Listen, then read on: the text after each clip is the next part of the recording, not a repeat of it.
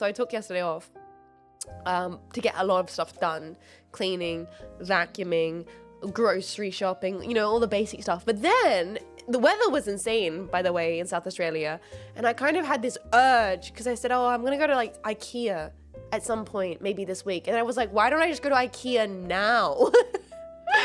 I'd done some cleaning and organized things, and I was just kind of like standing there in my office, like, why don't I just go to IKEA now? And I realized I can do that. So I went on an IKEA trip yesterday.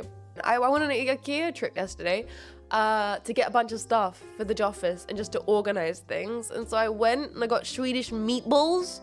Because here's the thing, I made that joke on stream about like, oh, IKEA being a good date location. And I was like, why do I need to have a date to go to IKEA? I can take myself on an IKEA date. And it was wholesome as heck. I like sat in the food court and I was Swedish meatballs. I watched YouTube videos on my headphones, and then I like put some tunes on. I put some really good music on and just walked around IKEA listening to like disco and some jazz, and it was really cozy. And I got to take all the time I wanted to like slowly look through all of the cushions and the curtains, and it was lovely. It was quite pleasant to kill like a few hours, walk around, headphones in, just take my time. Oh, okay, something I got.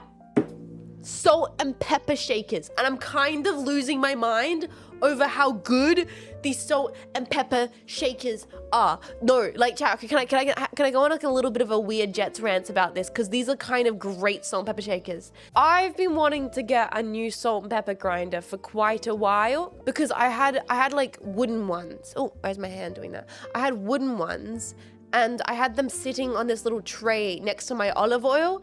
And what happened was the olive oil like kind of like, you know, got like would like kind of got onto the tray, and then like rotted out the bottom of the wooden salt and pepper shakers. Because there was those ones you get like an Italian restaurant where it's like the salt, like the grinder's at the base and the top is the nub, and you kind of go like, you know, like the giant salt and pepper. So the bottom was sitting on this tray, and then the olive oil ended up getting it all bad. And so my salt and pepper grinder just kind of went awful, and the salt grinder mechanism didn't really work anymore. And I was like, well, this sucks. What I want ideally is a salt and pepper grinder where the salt grinder's on the top, right? But you don't want the top to be exposed to the elements, because one, then dust gets in, and also it looks a bit gross. So I'm like, is there a salt and pepper grinder that exists with like a cap on the top and the grinder isn't on the bottom?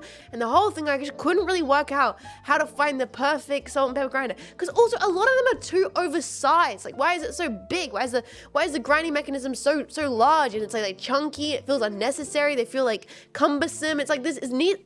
Honestly, it should be very simple. All you need is a vessel to hold the peppercorns and then a grinder, right? It doesn't need to be that fancy. It just needs to be practical. Why can't it just be practical? And then, oh my God, I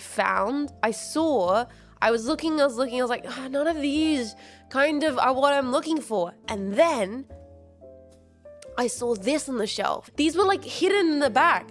No one would think about these. Everyone goes for the horrible plastic Hardigs or like the wooden mill spice with the with like the base thing that's still gonna go bad. This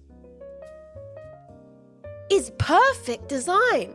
Glass tube at the bottom, so it's proper quality. Glass lasts forever. The top part is steel, and then it has a cap on the top.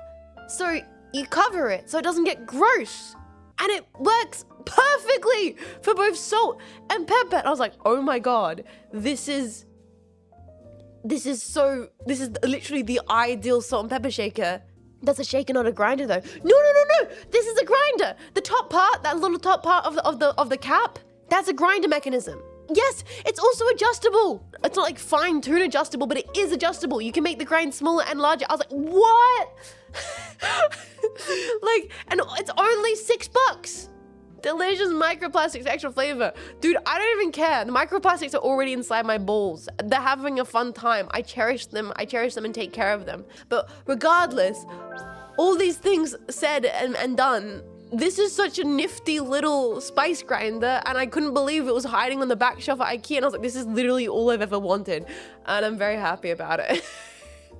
And I can't believe I've talked about a spice grinder for like more than like 3 minutes. Nice to hold on to. The glass seems to be shaped for it. Yeah, it has genuinely lots of good features.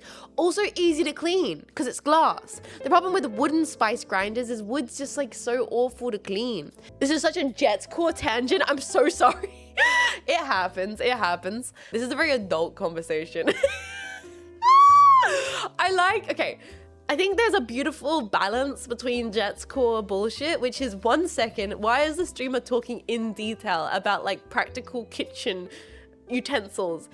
And then you hard cut to me saying my balls are large and I'm taking care of the microplastics.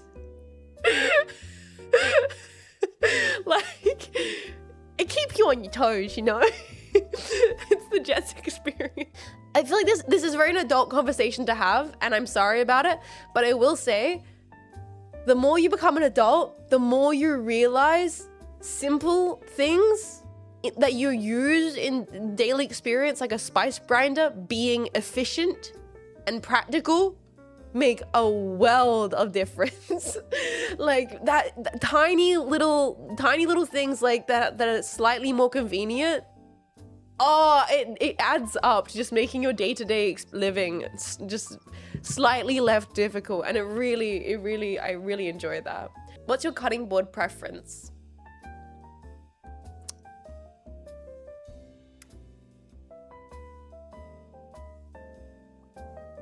Yozora? Hanya?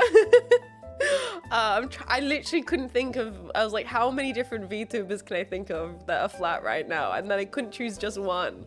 Okay, Cyber? You mean Samako Saba? Migu? Sorry, no, wood. I have wood chopping boards. I despise plastic chopping boards. End of story. I also am kind of opposed to bamboo chopping boards because those are one of those, okay, not to be that person, because at the end of the day, who fucking cares? But it's one of those things where if you buy bamboo chopping boards because you think there's less plastics in there, honey, you got a big storm coming for you. Because the bamboo chopping boards, in the process they need to do to make them, actually have almost more plastic in them, and more like fragile plastic components that are more likely to break off than the pure plastic.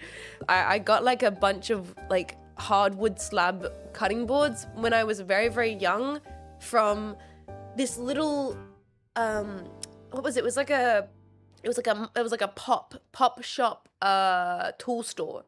It was a pop shop tool store, and I went in there to get like hooks or something for like an art project I was working on, and the old mate had his own woodworking shed and he made like really cheap homemade chopping boards, and he had them like off to the side. It was like his hobby thing, and they were like only a couple of dollars, and I was like, this is incredible. He's like, yeah, I'll make you with the offcuts, and I just have had those for years and I love them. I never understood people who cut things on bench tops. Oh, I hate that. I hate that shit too. I don't care if that shit's marble. Gross, don't you dare. Oh, please put a secondary surface on top of that. Like, it's just, I just don't like that either. No. Even in like retail kitchens, even in 5-star Michelin, they're not cutting that shit on the countertop. They have chopping surfaces. Get the fuck out of here with that bullshit. You need a secondary surface. Even just to move your product around. You cut the carrots on the chopping board, then you lift the chopping board over the stovetop and you go, shoo, right? You scrape that shit in the pot. What are you gonna do there with your fucking hands? Because you've cut your onions on the freaking counter? Get the fuck out of here with that bullshit. It's horrible. Throw it up, cut it midair like your goddamn fruit ninja. Anyway, that's why I cut my food on the floor. Number 15, burger floor foot lettuce. The last thing you'd want in your jetpack cooked meal.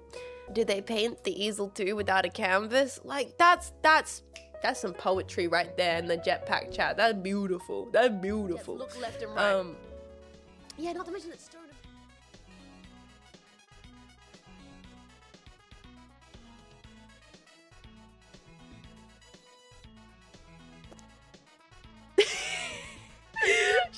jester boy. Cute's brackets derogatory. I'll accept that. I will accept that.